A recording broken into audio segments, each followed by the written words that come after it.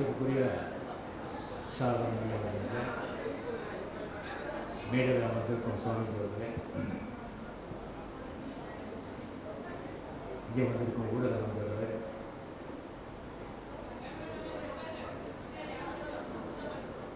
மனுஷ ஜென்மம் எடுக்கிறத அந்த ஆண்டவனை உணர்வதற்கு, அந்த ஆண்டவனை அடைவதற்கு, இந்த ஆத்மாவை அந்த பரமாத்மாவில் வந்து சேர்க்கிறதுக்கு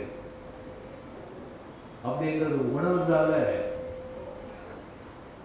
பாதி ஆண்டவனை நம்ம உணர்ந்த மாதிரி அந்த பாதி உணர்ந்தா மக்கள் இங்கே வந்திருக்காங்க. அவங்களுக்கு என்னுடைய மாலை வணக்கங்கள். ஆன்மீக உலகத்தில் வந்துட்டு அந்த ஒரு 125 வருஷங்களாக வந்துட்டு நான் இப்போ வந்து நீங்கள் கேட்ட மாதிரி உலகத்தையே வந்து ஆன்மீக உலகத்தில் வந்து படுத்தி போட்ட இந்த புத்தகம், இதில் என்ன இருக்குது அப்படிங்கிறது இங்கே எத்தனை பேர் தெரியும் வந்து தெரியாது. இனிமேல் வந்து புரிஞ்சுக்க போவீங்க, படிக்கிறவங்க. அதை பற்றி சில மீன்ஸஸ் நான் இப்போ சொன்னால் இதுக்கு ஒரு இன்ட்ரடக்ஷன், புக்குக்கு ஒரு இன்ட்ரடக்ஷன் கொடுத்தா அது பெட்டராக இருக்குன்னு சொல்லி எனக்கு தோணுது. பரமஹம்ச யோகானந்தா அவருடைய உண்மை பேர் முகுந்தா. சின்ன வயசில் ரொம்ப சூட்டியான பையன். அவர் வந்து ஒரு சின்ன வயசுலேயே வந்துட்டு ஒரு ஸ்பெஷல் பவர்ஸ் அவருக்கு இருக்குங்கிறது அப்பப்போ வந்து அவங்க பேரண்ட்ஸ் எல்லாம் தெரிய வந்தது. ஒரு வாட்டி அவங்க சிஸ்டர் கையில் வந்துட்டு உங்கள் கையில் வந்து 2 நாள் கழித்து ஒரு புரு வரப்போகுது அப்படின்னு சொல்கிறாங்க. சிஸ்டர் எடை போட அப்படின்னு சொல்லி வந்து 2 நாள் கழித்து கரெக்டாக ஒரு புரு வந்து கையில் வருது. சிஸ்டருக்கு ரொம்ப ஆச்சரியமாக இருக்கும். அதுக்கப்புறம் ஒரு காத்தாடி வந்து மேலே பறந்துட்டு இருக்கும் தூரத்தில். நம்ம முகுந்தா சிஸ்டர் கிட்ட சொல்கிறான், அந்த காத்தாடி இப்போ 5 நிமிஷத்தில் என் கையில் வருது பாரு அப்படின்னு. அது கரெக்டாக அந்த காத்தாடி வந்து அந்த கையில் வந்து அவர் கையில் வருது. சிஸ்டர் வந்து அதை நம்ப மாட்டாங்க. ஏதோ காற்று அடிச்சது வந்தது, இதெல்லாம் ஒரு சொந்த எந்த பவரும் கிடையாது அப்படியா, சரி இன்னொரு வாட்டி அந்த என்ன வேறு காத்தாடி ஏதாவது காட்டுது, அதுவே கையில் வர வைக்கிற. சரி தூரத்தில் இன்னொரு காத்தாடி அது ஒரு கையில் வந்தா பார்க்கலாம் சொன்னால், சரி இவர் வந்து வேணுன்றாரு, அந்த காத்தாடி கூட கையில் வருது. சிஸ்டர் வந்து பைக்கில் ஓடி போடுவாங்க. ஸோ இந்த பையனுக்கு அப்போதிருந்து அந்த கடவுள் யார், கடவுளை அடையணும், சன்னியாசிகள், இமயமலை, அந்த குகை அங்கெல்லாம் போகணும்னு ஆசை. வீட்டில் சொல்லுவாங்க, இமயமலையெல்லாம் போய் அதுக்கப்புறம் வீட்டில் கேட்கணும் கொண்டு வந்து நீ கொஞ்சம் படிக்கணும், அதுக்கப்புறம் இதெல்லாம் நம்ம வச்சுக்கலாம் அப்படின்னு சொன்ன பிறகு அதுக்கப்புறம் ஒரு சந்தை ஒரு பஜாரில் போயிட்டு இருக்கும்போது ஏதோ ஒரு சக்தி அவரை பார்த்துட்டு இருக்கு. அவர் மைண்டை இழுக்கிறது அப்படின்னு சொல்லும்போது திரும்பி பார்த்தா ஒரு சன்னியாசி நின்றுட்டு இருப்பார். அவரை வந்து கூப்பிடுறாரு. அவர்கிட்ட போகும்போது ஒரு விக்னேஷ்கிரி என் கூட வா அப்படின்னு சொல்லிட்டு அவரை வந்து சிஷ்யனாக எடுத்துக்கிறார். சிஷ்யனாக எடுத்துக்கிட்டு அவருக்கு வந்து அந்த கிரியாயோக போதனை பண்ணுறாங்க.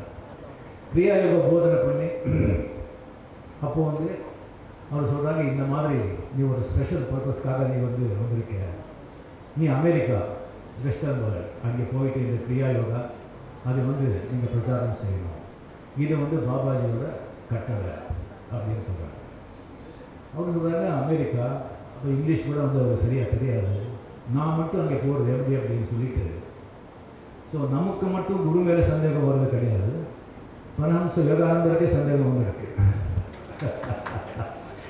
ஸோ அவரு வந்துட்டு இல்லை இது எனக்கு பயமாக இருக்குது, மகாவதார பாபாஜி வந்து லஹரி மகேஷை பார்த்துருக்காங்கன்னு சொல்கிறாங்க, யுக்தேஸ்வரியோ பார்த்துருக்காங்கன்னு சொல்கிறாங்க, நான் பார்க்கல, மகாவதார பாபாஜி கட்டளைன்னு சொன்னால் அவரே இப்போ வந்து எனக்கு சொல்லட்டும், நைட் வந்து 12:30 o'clock அவரே வந்து என்கிட்ட சொல்லட்டும், அப்போ நான் போகிறேன் அப்படின்னு சொல்லி மனசில் இவரே வந்துட்டு சொல்லிக்கிறாரு.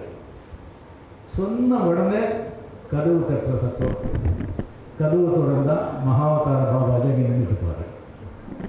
அங்கே நின்றுட்டு வந்து, ஆமாம் நான் தான் இந்த ஆதேசம் கொடுத்த கட்டளை கொடுத்தேன், நீ இப்போ நான் கூடவே இருப்பேன் அப்படின்னு சொல்கிறாங்க. அதுக்கப்புறம் தான் அவர் அமெரிக்கா கிளம்பி போகிறாங்க. அங்கே போன பிறகு அங்கே நடக்கிற ஜஸ்ட் ஒரு 15-20 வருஷத்தில் வந்து இப்போ சொன்ன மாதிரி கம்ப்யூட்டர் ரவிசங்கர்லேருந்து பீட்டர்ஸ் அந்த பாடல்களிலிருந்து பெரிய பெரிய சயின்டிஸ்ட் டாக்டர்ஸ் படித்தவங்க, சும்மா வந்து பாவன மக்கள் இல்லை. அது வந்து என்ன இருக்குது சொல்லி கிரியாவில் பண்ணி இது சயின்டிஃபிக். இது ஜஸ்ட்டு வந்துட்டு ஒரு போதனையோ ஜஸ்ட்டு ஒரு தத்துவமாக கிடையாது. Scientifically prove with sound and light இந்த ஆட்டம்ஸ் எல்லாம் எப்படி வந்தது, அது வந்து வேலை ஆகுது அப்படின்னு சொல்லிட்டு அது வந்து போதனை சொல்லி கொடுத்து, அதுக்கப்புறம் அவருக்கு வந்துட்டு ஒரு திவ்ய திருஷ்டியில் தெரியுது, யுக்தேஸ்வரகிரி உடம்பு சரியில்லை, நீ வா என்னை பார்க்கணும் அப்படின்னு சொல்லிட்டு. அதுக்கப்புறம் இந்தியாவில் திரும்பி வருவார். ஆஃப்டர் 20 years 30 years வந்த பிறகு யுக்தேஸ்வரி கூட கொஞ்ச நாள் அவர் வந்து மகாசமாதி ஆகிற வரைக்கும் அவர் கூட இருந்து அதுக்கு அங்கே இருக்கும்போது தான் அவர் வந்து ரொம்ப நொந்து போயிடுவார். யுக்தேஸ்வரி மகாசமாதி ஆன பிறகு அவர் உடம்பை எரிச்சு கங்கையில் வந்து கழிச்சிடுவார். குரு வந்து இல்லை, குருவிட வந்து ஒரு ஃபிசிக்கலே ஒரு இல்லைன்னு சொல்லி ரொம்ப வேதனை இருக்கும்போது with flush and blood Yukteswar கிரி அவருடைய ரூமில் வந்து பிரத்யட்சமாகிறார். பிரத்யட்சமாகிட்டு அவரை கட்டி பிடிச்சிட்டு அவர் இப்போ அந்த இதான மோட்சம் அடைஞ்ச பிறகு அவர் இருந்த அந்த ஹிரண்ய லோகம், அந்த ஹிரண்ய லோகத்தில் எப்படி இருக்குது, லைட் தான் எல்லாம் ரிவர்ஸ் எல்லாம் ரிவர்ஸ் பிளான்ஸ் ஃப்ரூட்ஸ் எல்லாமே லைட்டில் தான் இருக்கும். அந்த மாதிரியெல்லாம் ஒரு போதனை பண்ணி நான் எப்போவும் இதில் இருப்பேன், எப்போ கூப்பிட்டாலும் நான் வருவேன் அப்படின்னு சொல்லிவிட்டு அவர் வந்து போவார். அதுக்கப்புறம் வந்துட்டு அந்த புக்கில் வந்துட்டு மகாவதார பாபாஜி பற்றி ஒரு 60 பேஜோ 62 பேஜோ அவ்வளோதான். அது எழுதுறதுக்கே மகாவதார பாபாஜிலிருந்து கட்டளை கொடுத்தது. அது மகாவதார பாபாஜி பற்றி அது வந்து வருது. லஹரி மகர்ஷி அவர் வந்து காசியில் இருக்கும்போது அவர் ஒரு சம்சாரி, அவருக்கு வந்து ராணிகேத் துரோணகிரி அங்கே வந்து டிரான்ஸ்ஃபர் ஆகும்போது அந்த காட்டில் போயிட்டு இருக்கும்போது லஹரின்னு சொல்லி ஒரு சத்தம் வருது. திரும்பி பார்த்தா ஒரு 18-19 வயசு பையன் மாதிரி ஒரு காவி ஒரு இது போட்டு நின்றுட்டுருக்கான். பையன் கூட வான்னு சொல்லிட்டு ஒரு குகையை கொண்டு போவாங்க. அவருக்கு ஆச்சரியம், எனக்கு தெரியலையா அப்படின்னு சொல்லும்போது அவருக்கு ஆச்சரியம் போது இங்கே வந்து கை வைக்கும்போது பழைய ஜென்ம ஞாபகம் அவருக்கு வருது. வரும்போது அப்படி சொல்கிறாங்க. இப்போ அவர் வந்து மகாவதார பாபாஜி கூடவே பழைய பூர்ண ஜென்மத்தில் இமயமலையை சுற்றி அவர் கூடவே இருந்த ஒரு சிஷ்யர். ஒரு கர்மத்துக்காக அவர் வந்து இங்கே ஒரு பர்பஸ்க்காக வந்து இப்போ வந்து ஒரு சம்சாரியாக இருக்காங்க. அவருக்கு வந்து இந்த போதனை பண்ணி நீ செய்யணும், இந்த கிரியாயோக போதனைன்னு சொல்லி வரும்போது எந்த ஆசையும் இருக்கக்கூடாது, உனக்கு ஏதாவது ஒரு ஆசை இருக்கா அப்படின்னு மகாத்மாவில் கேட்கும்போது லஹரி மகர்ஷி சொல்கிறாரு, எனக்கு ஒரே ஒரு ஆசை, ஒரு பேலஸில் ஒரு பெரிய அரண்மனையில் வந்து ஒரு நாள் பூரா ஒரு நைட்டு பூரா எனக்கு இருக்கணும்னு ஒரே ஒரு ஆசை இருக்குது. சரி, நீ இங்கே எதுவும் சொல்லி வரும்போது ஒரு 8 மணிக்கு வந்து 2-3 சிஷியர் வருவாங்க. நைட் கூட்டிகிட்டு போனால் அந்த ஃபாரஸ்டில் அந்த காடில் ஜெய்ப்பூரில் இருக்கிற மாதிரி அதை விட ஒரு சொர்க்கம் மாதிரி பெரிய அரண்மனை. அந்த அரண்மனைக்குள்ளே 1000 கணக்கில் வந்து சேவகர்கள் சேவகர்கள் எல்லாம் வஜ்ர வைடூரிய கோல்டு மாணிக்கத்தில் அலங்கரிக்கப்பட்டிருக்கு. மிஸ்டான போஜனம் வித் ஃபவுண்டன்ஸ், என்ன வேணும். அங்கே ஒரு ரத்ன சிம்மாசனம், அதுக்கு மேலே பாபாஜி உட்காந்துருக்காரு. இவர் நல்லா சாப்பிட்டு எல்லாம் இது பண்ணி அந்த அம்சத்துலிக்கா இது மஞ்சம் சொல்லுவாங்க, அதில் ஒரு நல்லா தூங்கி அதுக்கப்புறம் மார்னிங் 8 மணிக்கு அவருக்கு எழுப்பி கொண்டு போயிட்டு நீ வந்து குகையில் இரு, நான் 6 மணிக்கு ஈவினிங் நான் வர்றேன் அப்படின்னு சொல்லிட்டு அவருக்கு வந்து கிரியாதீட்சை கொடுக்குறாங்க. இது ரியலி நடந்த விஷயம். பரமஹம்ச யோகானந்தர் அடிக்கடி சொல்லுவார், நான் வந்து சாகும்போது ஒரு வியாதிப்பட்டு நான் படுக்கையில் சாக மாட்டேன். நான் வந்து இந்த மூச்சு கடைசி மூச்சு போகும்போது ஷூ என் காலில் இருக்கும். ஜனங்க மத்தியில் நான் பேசிகிட்டு இருப்பேன். என்னுடைய பிறந்த நாள், பிறந்த பூமி, அந்த தெய்வ பூமி நம்ம பாரத நாள், அதை பற்றியும் இமயமலையை பற்றியும் இமயமலையில் இருக்கிற குகைகளை பற்றியும் பேசிக்கிட்டு என்னுடைய மூச்சு போகும் அப்படின்னு சொல்லுவாங்க. அதே மாதிரி எல்லையில் ஒரு பெரிய ஒரு சபையில் இந்தியா பற்றி பேசி இமயமலை பற்றி பேசிகிட்டு இருக்கும்போது குகைகளை பற்றி ரிஷிகளை பற்றி பேசும்போது அவர் மூச்சு வந்து போகும். இவ்வளோ அற்புதங்கள். இவங்கெல்லாம் வந்து பெரிய ஒரு தேவர்கள் இல்லை, மனிதர்கள் தான். இவங்களுக்கெல்லாம் இவ்வளோ பவர்ஸ் எப்படி வந்தது? இந்த கிரியா யோகா. ஆக இந்த கிரியா யோகா ப்ராக்டிஸ் பண்ணால் நமக்கு கூட அந்த பவர்ஸ் எல்லாம் வரும். அது வந்து உண்மையாக ஃபெய்த் நம்பிக்கை ரொம்ப இம்பார்ட்டன்ட். அண்ட் பக்தி, லவ் ஃபார் காட், அது உண்மையாக திங் செஞ்சால் இதை டெஃபினெட்லி நாம் வந்து வாழ்க்கையில் நம்ம என்ன வேணால் அடைய முடியும். அதுக்காக வந்துட்டு ஜஸ்ட் அப்படி பண்ணால் அப்படி வரும், அப்படியெல்லாம் திஸ் திங் தட் இஸ் அப்படியெல்லாம் வேண்டியதில்லை, அதுவும் நடக்கும்.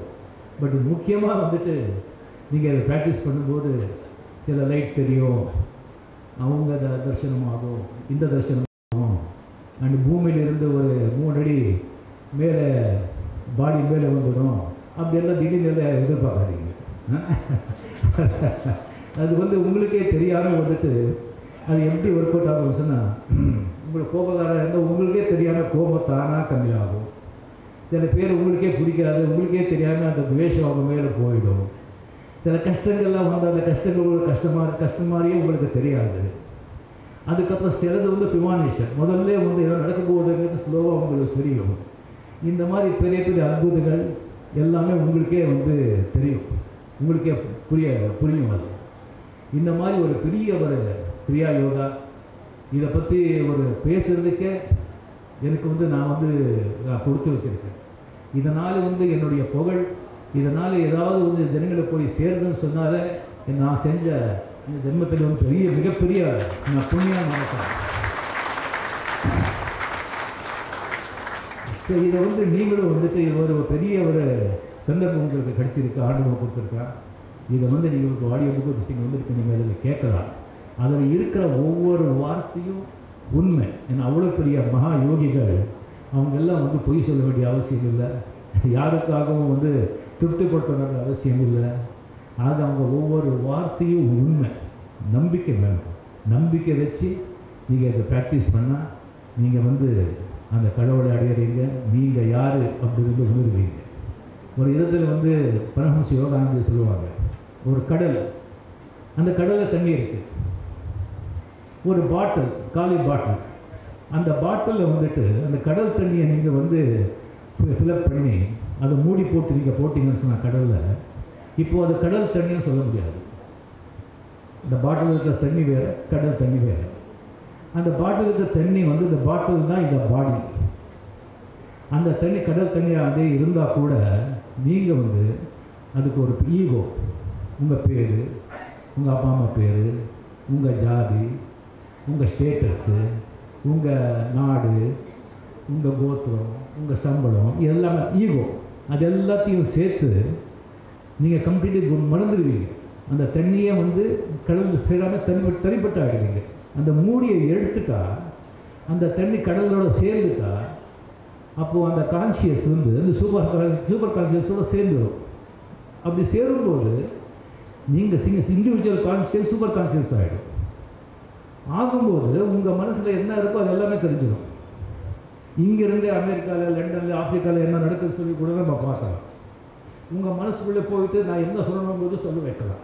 இதெல்லாம் சின்ன விஷயம் சொல்கிறேன். நான் இவ்வளோ பெரிய அற்புதங்கள்லாம் இருக்குது. இதை பலனடைங்க. நன்றி, வணக்கம். Request Swamiji to present the moment to Sri Rajika.